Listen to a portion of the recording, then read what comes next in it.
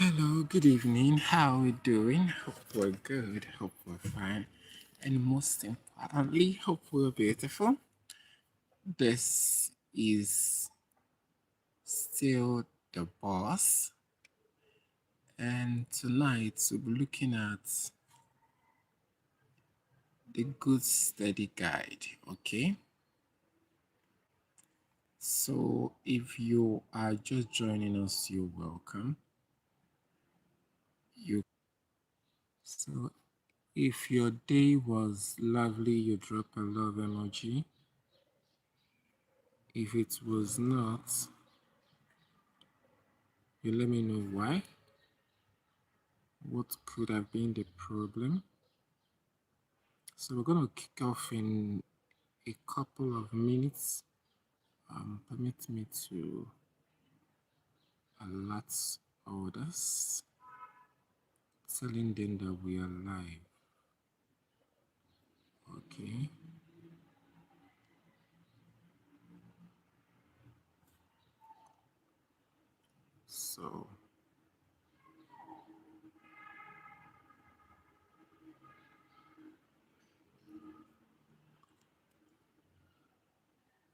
So good evening, good evening. I can see quite a number of people joining. Yes, if you're just joining, you're welcome. Like the video, share. Okay, share, drop your comments. Once we get to 20 people, we're going to start. I'm also trying to let other students that reached out to me to know that we have started. So today we'll be looking at the Good Study Guide, okay? And we are going to be discussing the Module 1, Unit 3, where they talk about teaching and learning in an open university setting. So what does it look like to be a teacher in open university? And what does it look like to be a student in the open university? That is what we're going to be looking at this evening. So you're welcome.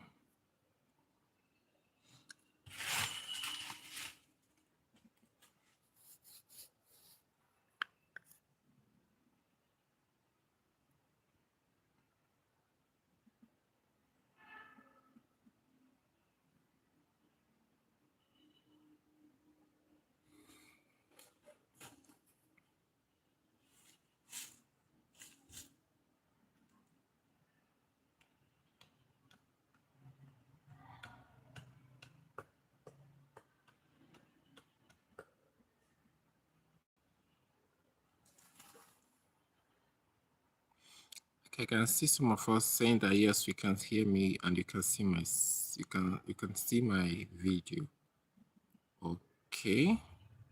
So please, if you have your course material open to that particular session, open to Module 1, Unit 3.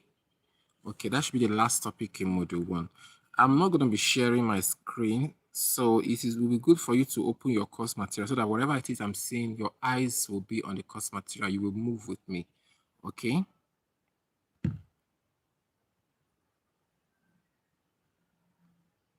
So please open your course materials. Open your course materials.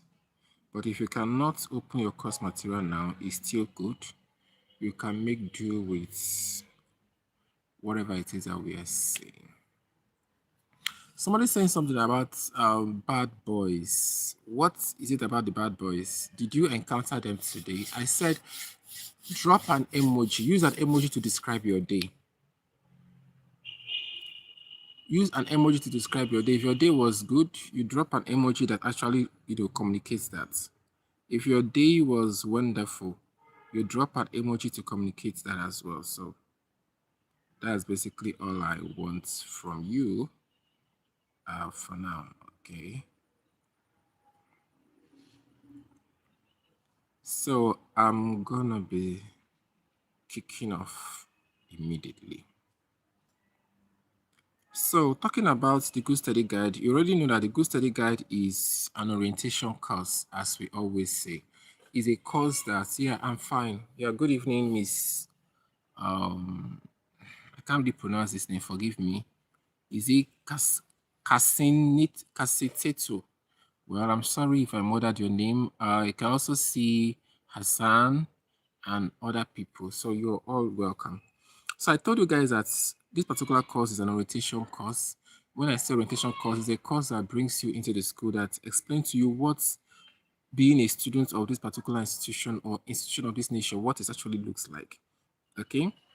And um aside from that, it also equips you with different things that you need, different skills or competencies you might need to develop for you to survive here. A lot of students don't survive in Open University. You can see that, now I look like you guys are much, okay?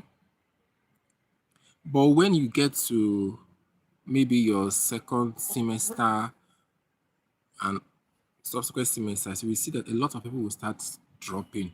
So many students that started with you will not get to continue with you because they couldn't cope.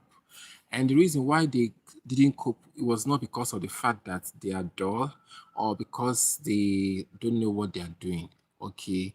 It's just because of the fact that most of them were not equipped. Okay.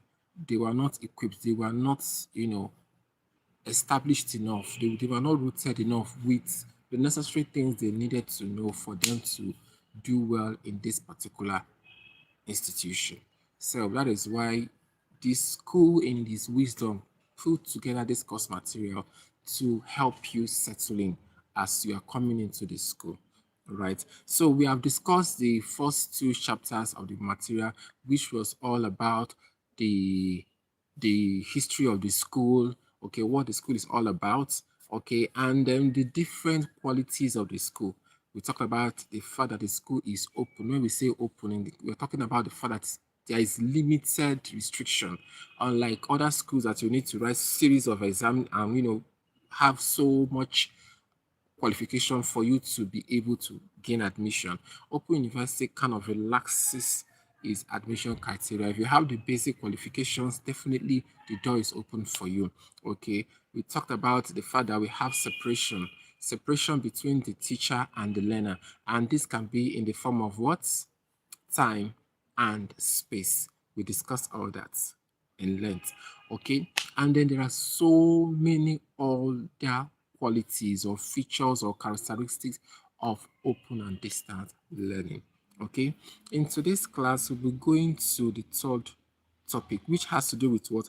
Teaching and learning in open and distance system. Okay.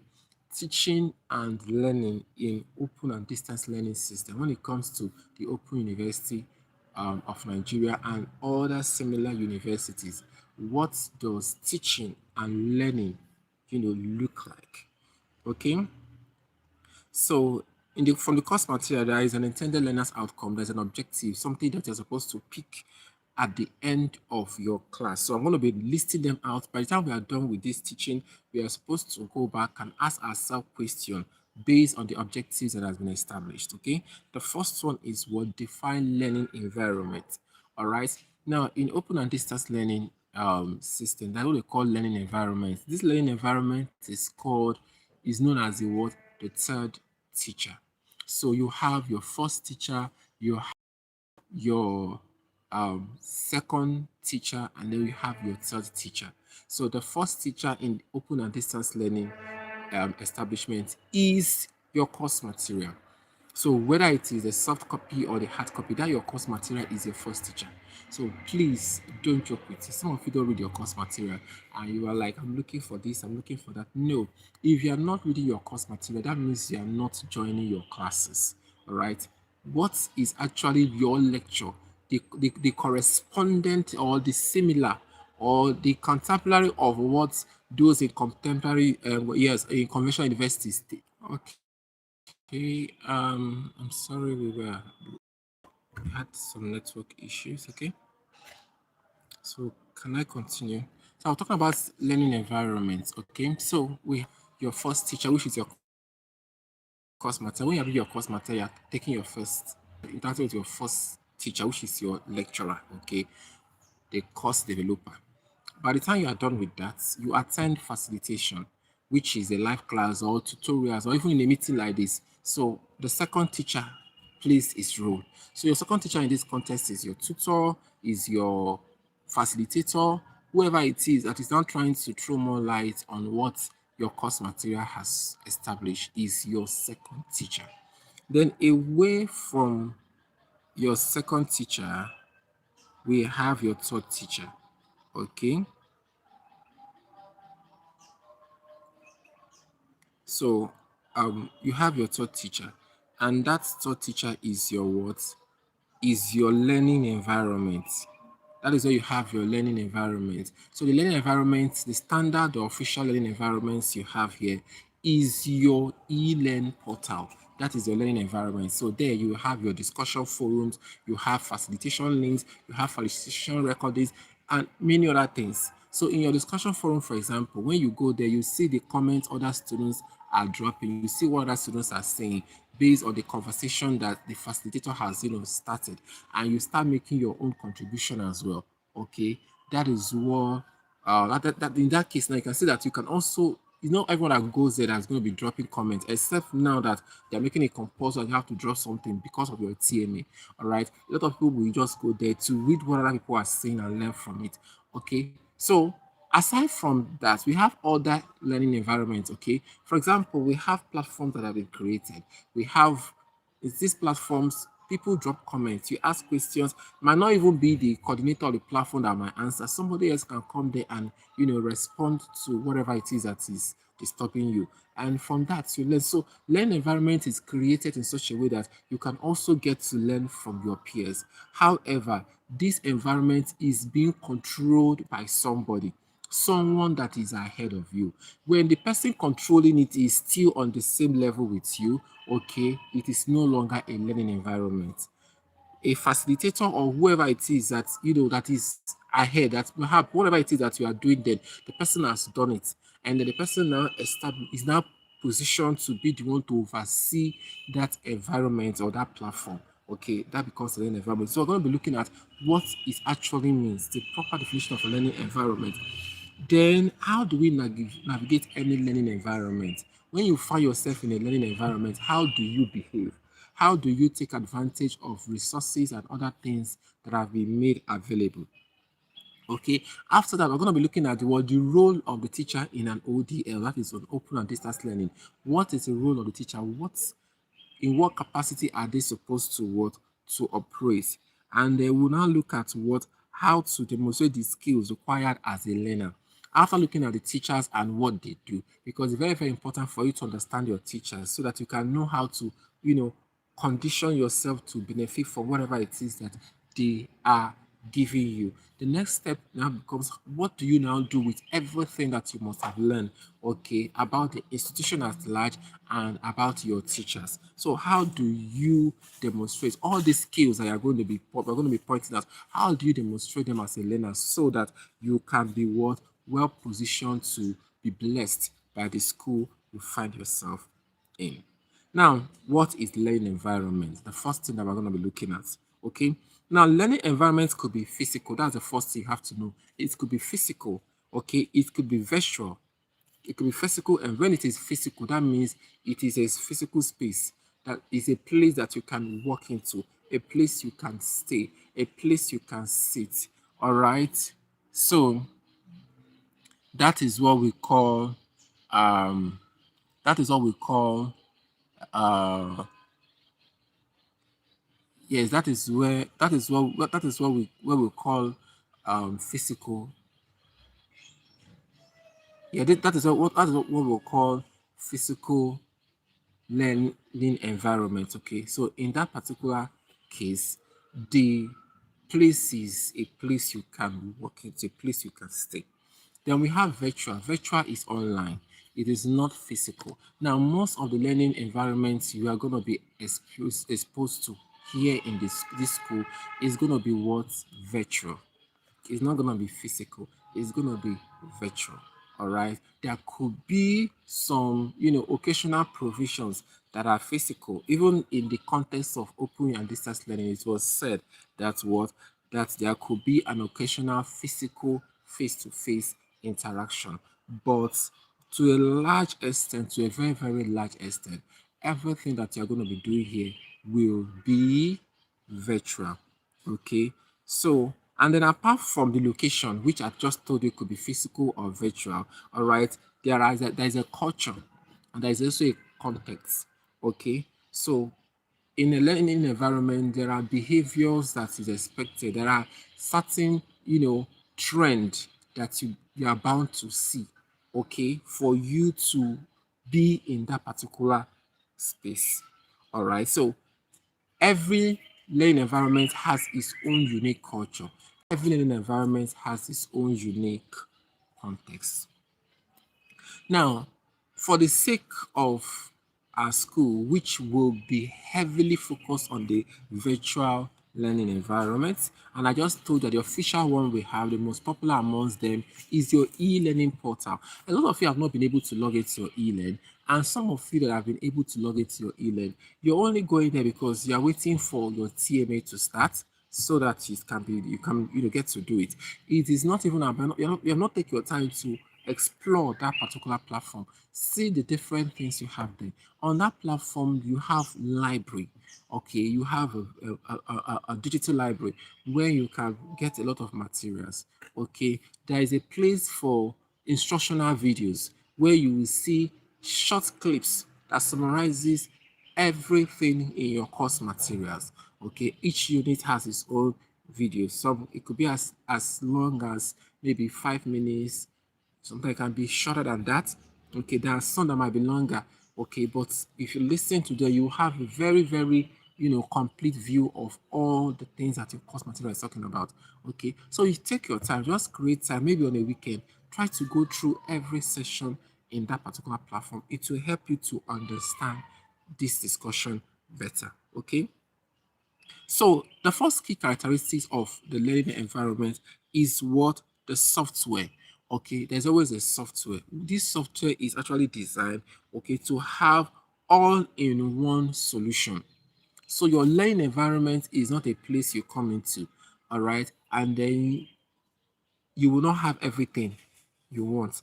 Even in a situation whereby there is a lot of other places that the resources has been, spread across, your your learning environment will give you easy access to those places. So it is a one in all solution. Okay, everything you need as far as what that particular study is concerned will be provided. That is one. Number two, there is what interface that allows students registration and course navigation. Okay, for example, once you have paid your school fees. Okay, so sorry for that break in transmission. So I'm going to continue the class. Can someone remind me in the comment section where we were before network shut us out?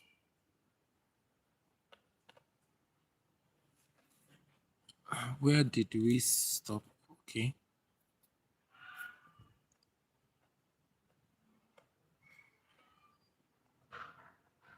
So I was talking about learning environments. Okay, I can remember. And in that discussion, I mentioned the fact that the software is usually a one in all. That is one software that can attend to virtually everything that the student needs. And that is what you have on your e-learn. So on that e-learn, if you go there, you see that you are able to join classes, you are able to watch previous recordings, you are able to connect with other people. Okay, you are able to get access to materials. Okay, you are able to attend to your tests, your assessment, which in this case is your TMA. So that is one in all. All right. Then you have access to what student registration and course verification. You can get to check all the different courses you registered and look at your progress. All right. The learning environment can track how well you've been, participating in everything you're supposed to participate.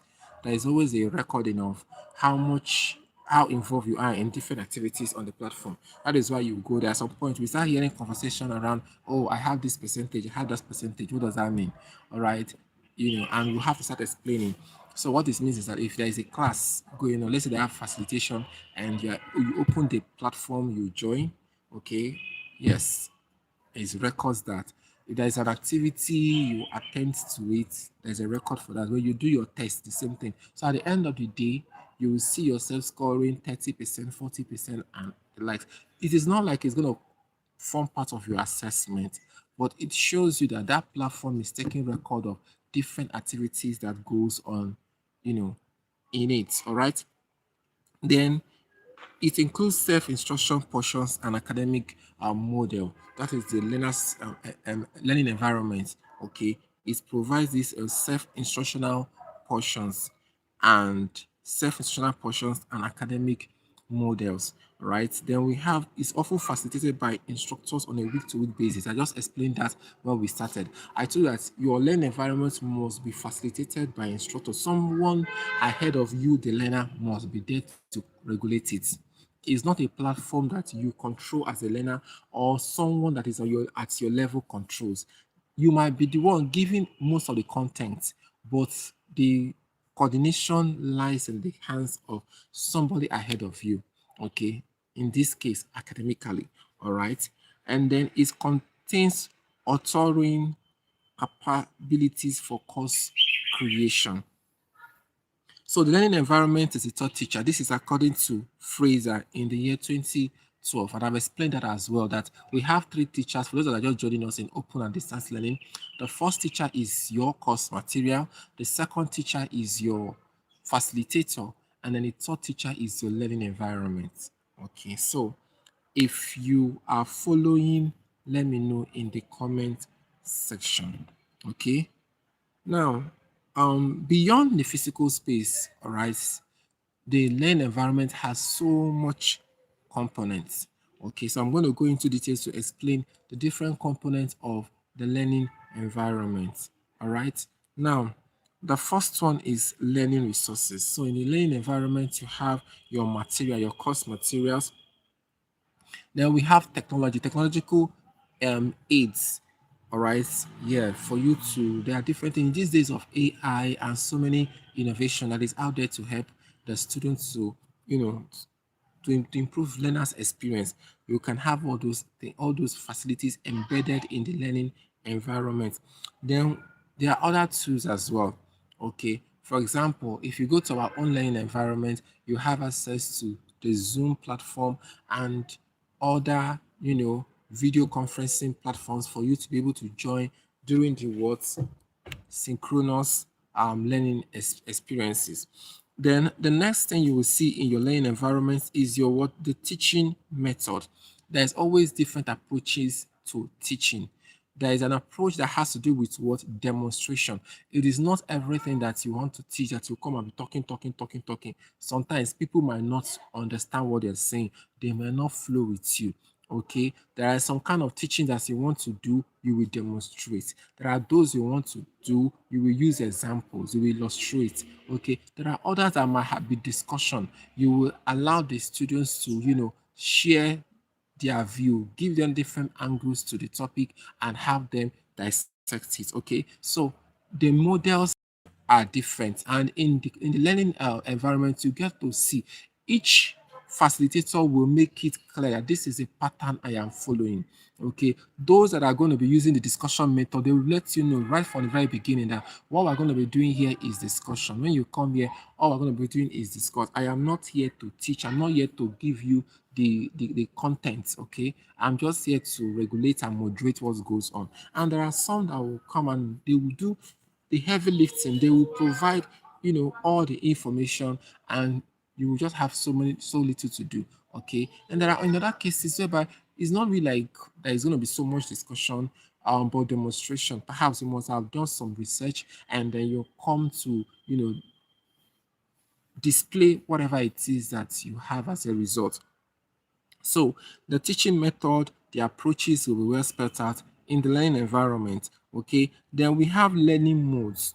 As a student that is engaging the content of your instruction, if your instructor, what is the mode that you're going to be following? Please, if I just don't know, so I'm looking at the module 1, unit 3 of our course material, the Good Study Guide.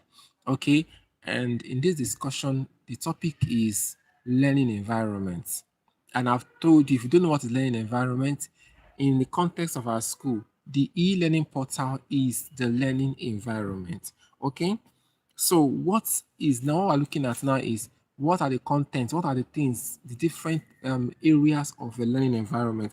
And I've mentioned the first one, which is your learning resources, your course materials. All right. I've mentioned the second one, the teaching method. That is the approaches that the facilitator chooses to what to follow.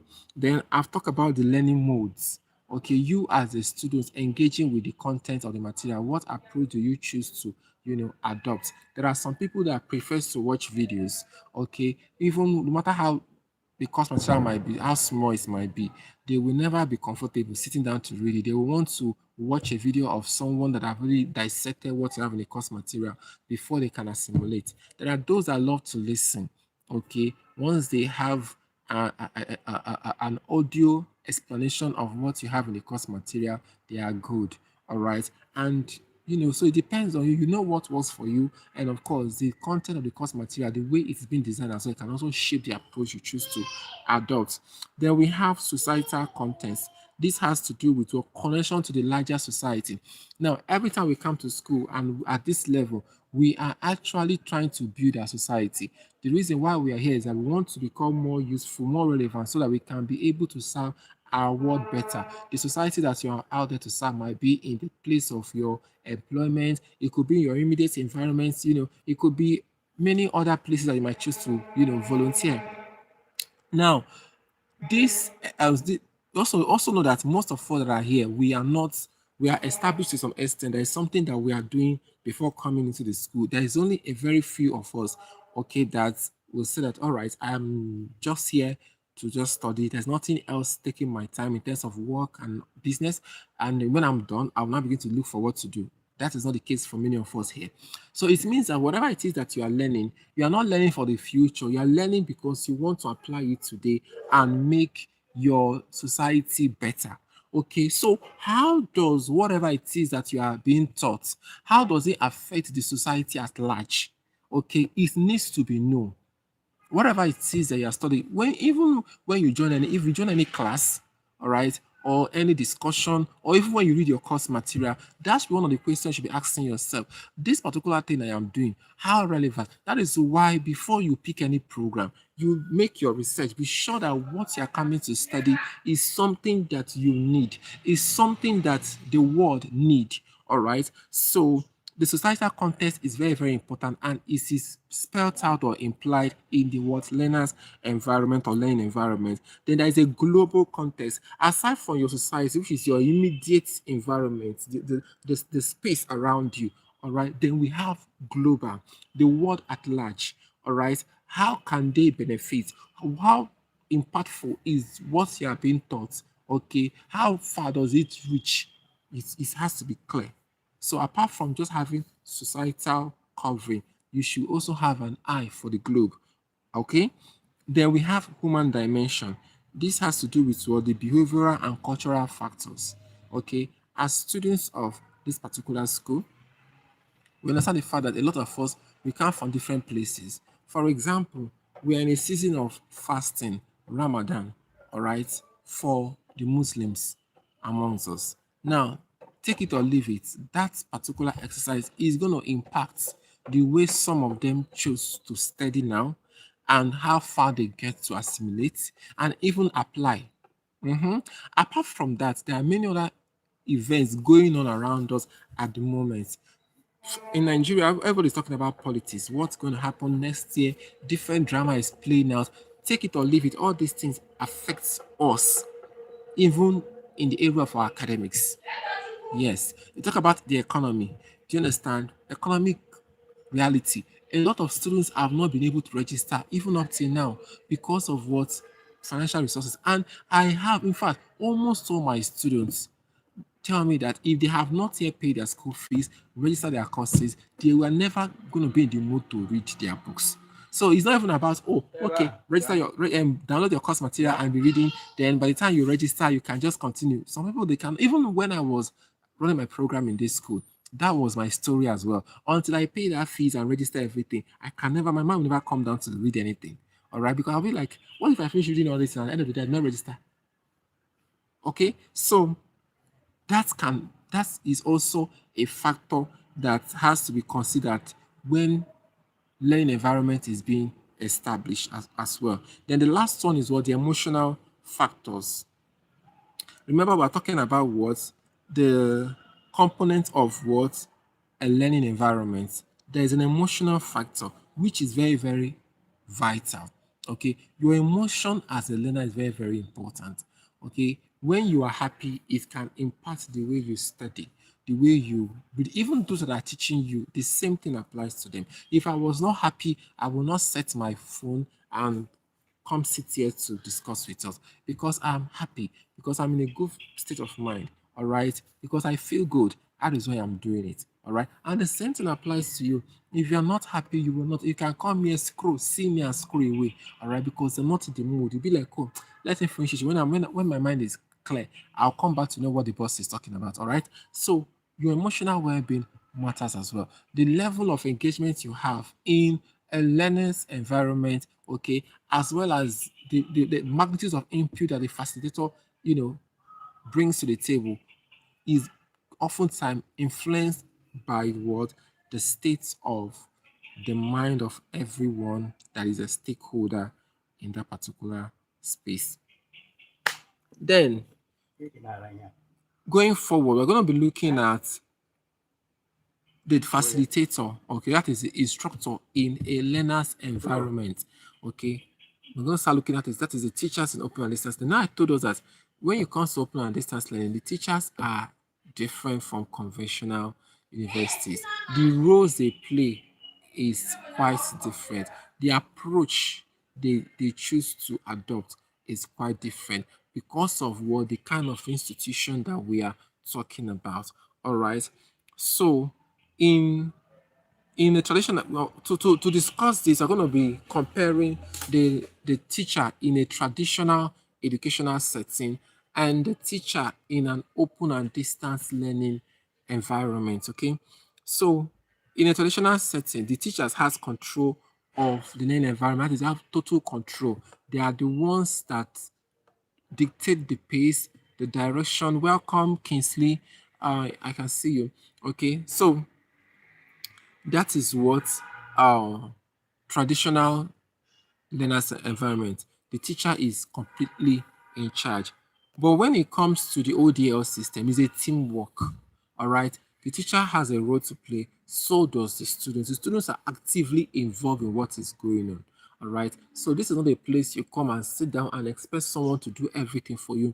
You need to bring something to the table. You need to be involved. Okay, and sometimes nobody will tell you where to feature. You are the one that will look at the environment and see what you can bring.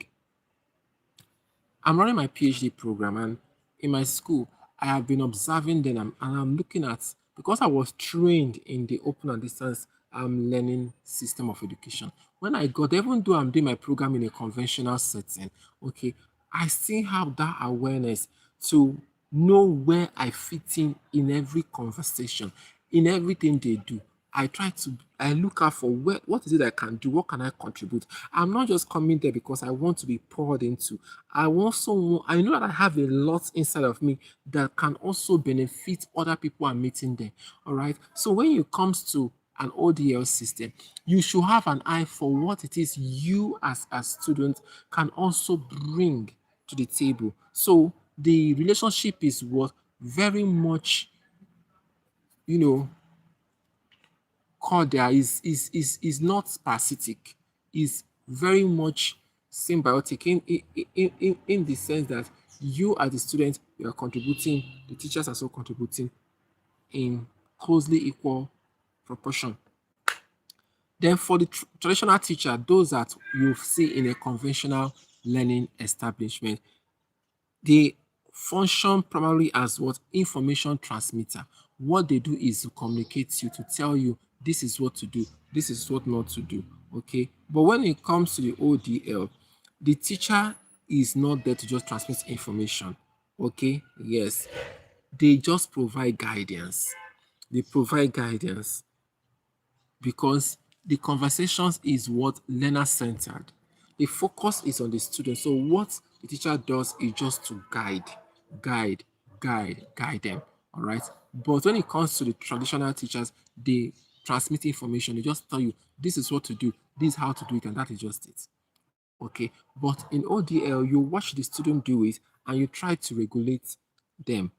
Then we have um, lecturer as seen as the source of knowledge when it comes to the traditional teaching style. But for the ODL, there is a facilitator, there is an instructor, there is a manager. The teachers work as creators, all right? They are not just there to give information, they are not just there to give knowledge. Okay? Yes. They are there to bring, there is something inside of you that needs to be seen. I always tell students that the L, as a student, you are seen to be a what? A candle that needs to be light up. Okay. So what the teacher is coming in with is the spark. The spark is what they bring into you, and then it will lighten you up, and everything inside of you will start finding expression. But in a traditional teaching setting, you are seen to be an empty container that has to be filled. So there's nothing inside of you that is recognized. Everything inside of you is not recognized. You are seen to be an empty vessel that needs to be filled. So the teacher is coming there as a container with substance that they have to empty or dump inside of you. All right. But in the ODL, the reverse is the case.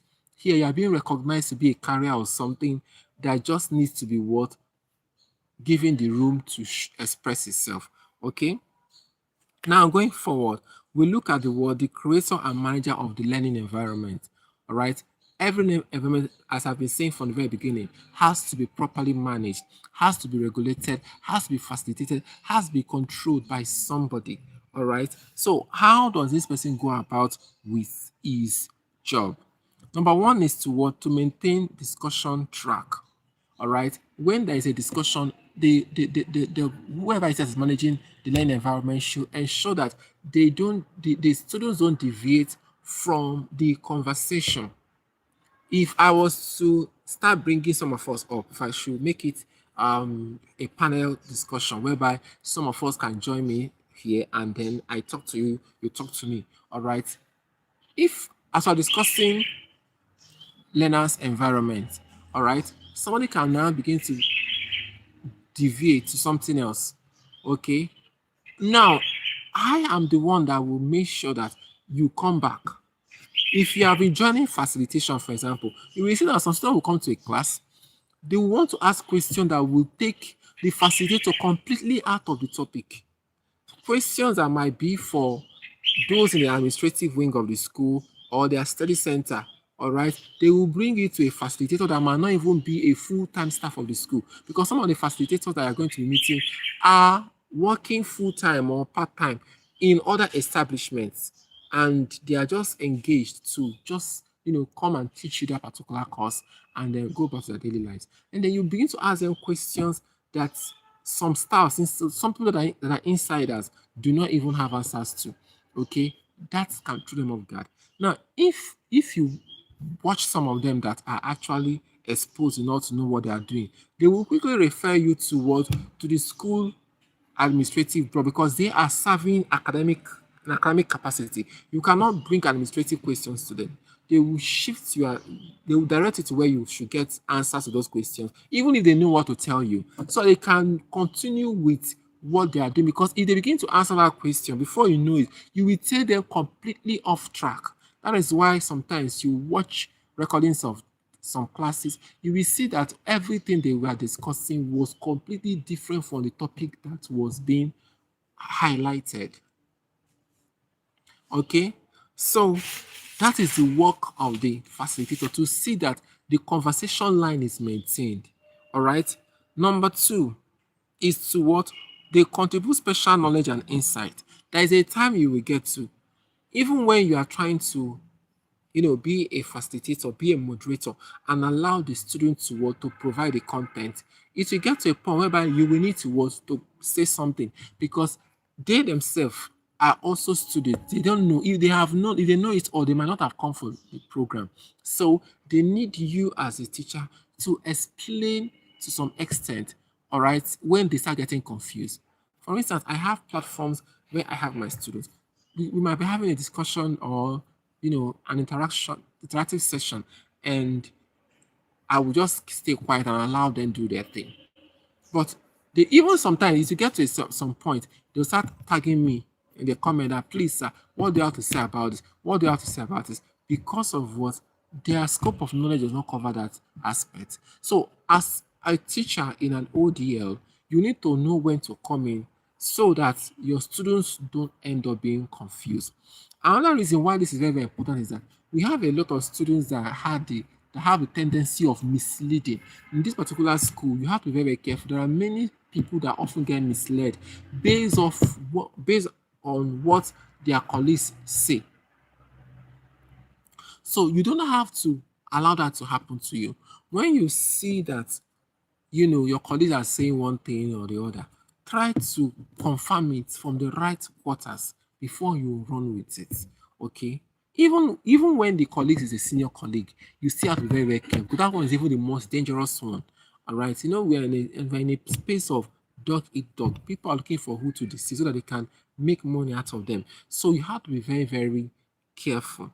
All right. So the teacher can actually come in to protect some of these things or prevent some of these things from happening. Then the facilitator weaves together different conversation thread. All right. When you are having conversation, you can ask the question can be asked, and people can be contributing from different angle.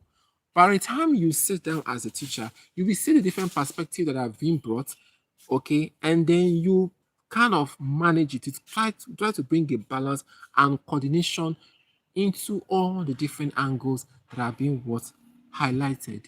So that is what, for example, I was in a class, and we were discussing the class was for management science students, so I was teaching them then, and we were discussing the different theories of management. And there was one of them that kind of raised a sharp debate amongst my students. And by the time they all made their points clear, they established their stand. As a facilitator, I came in and I tried to establish the fact that every one of them is saying the right thing. Every point that they have established is very, very much correct. No one is wrong. Okay. However, the place you're going to apply this is not the place I'm going to apply this. That is where understanding comes in.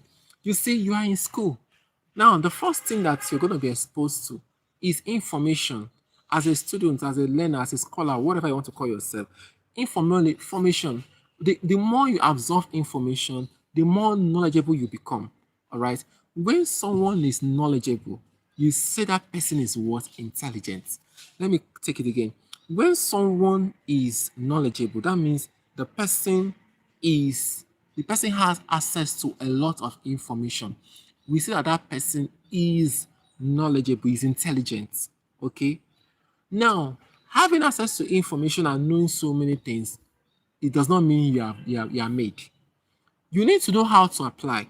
There are so many things we know, we've heard, we studied, but we cannot apply them. We don't know when we are faced with problems that require us to, go back and make use of those knowledge we have acquired. You see that we won't be able to do that.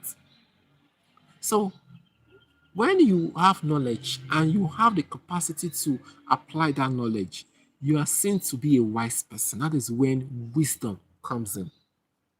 So, wisdom is your ability to apply different knowledge you've acquired or use different information you've acquired properly. But you see, that you know how to apply knowledge doesn't mean you are done as well. Because knowing how to apply doesn't mean that you'll be applying it everywhere. You need to know the right place and to the right people each knowledge you've acquired should be applied to.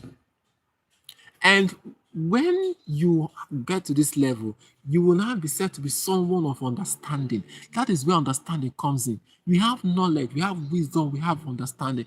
Someone that has understanding is the person that does not just know what something is and how it's being used, but they also know when and where to apply it. Okay? And at this level, you are seen to be someone that is what brilliant. Someone that is wise is smart, but somebody that has understanding is brilliant. So intelligence, smartness, and brilliance are not the same. They are different. Now, by the time you are doing this particular course, all right, you'll be exposed to a lot of information. You will know so much. And with time, you will start seeing how you can apply these things. But it's not everyone going to apply it. That is why when they ask you question examination, what are they testing? They are testing your level of understanding because you might know something, okay, but when you apply it where you're not supposed to apply, what will happen? You will fail. So if you have a formula, you know the formula very, very well, and they ask a question, that question they ask you does not need that formula. And then you brought that formula in. The examiner will not say, hey, so this guy knows how to apply this formula.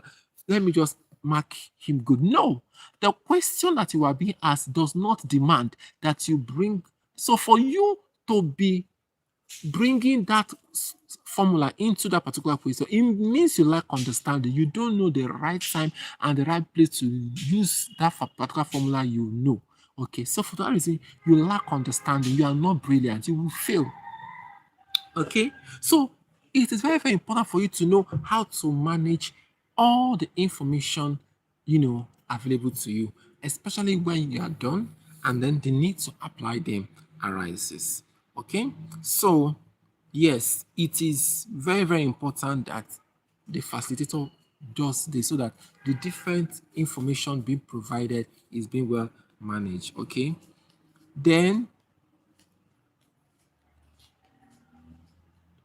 the facilitator also manage group harmony. When there is an issue, sometimes as a student, you will see that most of you are new. Most people offering this course are new students, especially for those that have it as carryover. Okay. Now you notice that when you at some point you guys will start having issues among yourself, you know. So you can start having issues among yourself. So it can be about maybe you can have a group, and in that group somebody puts something that is not okay, and that person is defending that person, you know. A minute you can come for your examination and there is a long queue and somebody is trying to find his way into the hall, and you'll be like, but you just coming out being here. There could be so many things that can cause tension to rise between a group of students and the other. All right, even in a learning environment, how do you manage it? You can drop a discussion thread and then somebody will make a comment, another person will respond to that person in a condescending way, and there'll be an issue. How do you handle it? All right, then the teacher does not really have complete control. He seems to be as a member of that learning platform.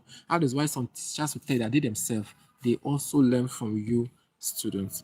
Okay. Now finally, there is what meaningful arrangements, all right, are made, because this particular environment is what learners center. So when you come to the learning environment, the focus is on you, not on the teacher. The teacher is not the star of the class, but you as the learner. Please, just joining, you're welcome. Try to react to the video, like the video, share, comment, drop your comments as well. All right, share with those that are supposed to be here, and let me know. I'm still trying to, see how far we can go. We have a platform where we have our classes, but sometimes it gives us issues in terms of net. So that's why I started trying out the YouTube. Okay, so there are so many things I still have to put in place. There's a lot of things I still need to do. I want to get to that level whereby I can, when we're having our live classes, I can be sharing my screen and all that. So your encouragement and also your feedback will go a long way to help. Okay. Yes. So the online teacher plays the role of what guiding the student through one or more online learning experiences. This is according to Bull 2013. Okay. So far so good. What have we done? We have established the fact that what the learning environment is not just physical, it can also be what virtual. We've established the fact that the students and the teacher has equal stakes when it comes to the learning environment. The teacher has a role, the student has a role. We have also taken our time to look at the different components of a learning environment. All those things that need to be there for a learning environment to be recognized to be one. All this has been well explained. So in our next class, we're going to be looking at the teacher as an instructor. We have seen the teacher as what? As a creator and the manager of a learning environment. And we have looked at the different roles they play as a manager. When you say manager, means you are in charge. You are the one coordinating the platform. Okay. So the second role the teacher plays is that of what? Of an instructor. So what does it mean for a teacher to be an instructor? Please, you need these things. It's very, very important you know all this because some of you do place unhealthy expectation from your teachers. Why? Because you don't know what they do, you don't know their role, you don't understand the activities they are involved in. So these particular teachings, okay, will help you understand so that you don't begin to make unnecessary expectation or demand from them. Okay, so when we say your teacher is an instructor, you need to understand what it means to be an instructor. Okay, so that you can be able to, some of you now, if they ask you who is your best facilitator, you will be calling some kind of names and despising the others because in your own head, this is what a facilitator should do. But the thing is that you don't actually understand that those people that you might feel like they don't do anything might be the one that are doing the best job because their roles, they know it and they are following it. So you need to understand all this so that you don't have problem of what, watering down somebody's efforts. So please, you can go through your course material and then we will have when we have our next class, we'll discuss. So if this time is okay for you guys, you can let me know if you should continue with this particular time, or if you have a better suggestion. I'm trying to look at the time that we can be having classes and it will not disturb other activities that you guys have with the school. Okay, so but if we're going to have a late night class, we're going to have a class later in the day. All right, it might be back to our Telegram channel. Right. So if you are not also in our Telegram platform, please try to join. Subscribe there as well. Very, very important. And if you're just joining us here or you just get to come across this particular video, even if it's a replay, subscribe, share to your friends. I think we are getting close to 2,000 subscribers. Let's keep it going. Okay, at least it will help you to get notified anytime we go live or make any upload. All right. So that is the much we're gonna take tonight. I believe we have learned a thing or two. Those that have question, the comment section is there. You can drop it. And somebody say, "Thank you very much, sir. I will need a private chat with you personally." Okay. I believe you have my number. You can reach out to me. Does anybody else have something to say? We had a chat and wow. 88% of the people say they can hear me. So these people that say that they cannot hear me, what happened? About 11% of us were saying they couldn't hear me. Was my voice so faint? Was my voice so faint? All right, so I want to especially appreciate those of us that join us. Okay, somebody was saying they need to raise their volumes or mute themselves. Okay. That guy speaking, what you're saying is that a promise from them, their end. Most of us are still getting used to platforms like this. So with time, by this time next morning, most of us will have been very, very familiar.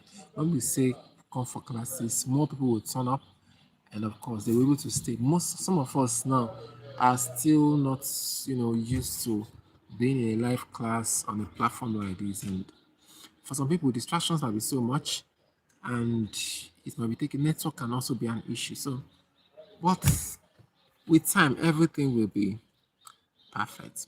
So I'm going to be ending the class so that I can attend to those of us that have been calling and messaging me. Okay, I just felt like coming here to discuss with us, all right, and let you guys know that you have nothing to fear. Granted is ahead of you. This school is not as difficult as they make it look like. Okay, it is not like that. It's actually a school that when you understand, when you know your way, when you know what to do, all right, it is very, very easy. When you make the right kind of friends, you strike the right kind of connections, you will see that you have no problem. So, well, for now, we're in the season of TMA bookings, those that want to book for TMAs and every other thing. Okay, I provide learner support services. I need no introduction to you guys anymore. If you think I do, well, this is the face and the voice of the legit boss. All right, some of you that don't know me are like, now you've seen my face, and for those that already know me, that you see me on the road, I'll be like, oh, the boss. When did you get to know me? Oh, you used to teach us on social media. I'll be like, okay, fine. How can I be of service to you? And you will laugh because yes, that's my mantra, right? So you can feel free to reach out to me for coaching, tutoring, TMA bookings, your projects, whatever it is, your exam, your preparation for exam, whatever it is, everything exam related, just come to my DM, discuss. There are some things that I cannot be discussing in the open like this because of it is not part of the class. I wouldn't want people to come and to listen to a good study guide discussion and then they will hear other things. So that is why most of those conversations we can have it privately. And I have a premium platform where participants, get to have full access to me. You have full access to me. You can come there, drop questions, okay? You can even tag me. I'll come there, respond to you and all that. If you're also interested in being a subscriber to that platform, when you're in that platform, you'll be renewing your subscription every semester. So if you want to be part of that as well, all right, reach out to me. All right. So whatever it is that you need, just come to me, and also be very, very careful as a new student. There are many people that are out there that will be out to deceive you. They will want to take advantage of your ignorance and your naivety. So be very, very careful. All right. Don't allow anybody to put you in fear. TMA is something you can do yourself. It is not, you don't have to be so scared that, oh, I can't do it. Then they say that I can't do it, I must pay. No, don't do that. It's something you can do. If you have the time, the patience, and everything that is needed, you can do it. Right? So, bookings and other things is something that should come from your confidence, and you look at your circumstances and you feel like, okay, I should go do this way and that way. You go about it. Don't allow people to cajole you into doing something you might not be comfortable doing. Okay, so please, that will be my parting word for us until we meet again. Bye.